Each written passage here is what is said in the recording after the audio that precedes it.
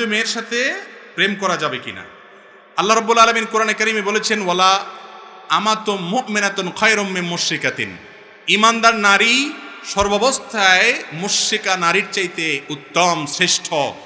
ইসলাম কোনো মুশরিকের সাথে বিবাহকে হালাল করে নাই, হারাম রেখেছে। তো এই জন্য কোনো মুশরিকের সাথে বিবাহ বন্ধনে আবদ্ধ হওয়া জায়েজ নাই।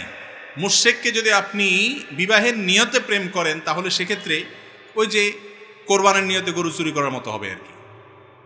কোরবানের নিয়তে গরু চুরি করা বুঝুন তো, যে একজন গরু চুরি করতে গেছে, গরু চুরি করে নিয়ে আসছে, কেন? আমার নিয়ত ভালো, কোরবানের নিয়ত করে চুরি করছে, এই চুরি হালাল হবে?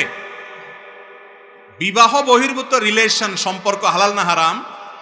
নবী করিম সাল্লাল্লাহু আলাইহি ওয়াসাল্লাম বলেছেন, বুখারীতে এবং আবু দাউদে হাদিস বর্ণিত হয়েছে, 4টি কাজ হারাম, অথচ মানুষ সেগুলোকে কিয়ামতের আগে এক সময়, এমন একটা সময় আসবে মানুষ হালাল মনে করবে। তার ভিতরে একটা হলো এই জিনা, আল হের, জেনা, ব্যভিচার, বিবাহ বহির্ভূত সম্পর্ক। এটাকে দোষী কিছু মনে করবে না। যুবকরা এখন এটার নাম বিএফ জিএফ দিয়ে এটাকে নর্মাল করে ফেলছে, অথচ এটা আল্লাহর জমিনে সবচেয়ে বড় ডেঞ্জারাস অপরাধগুলোর মধ্যে থেকে একটা অপরাধ, হারাম।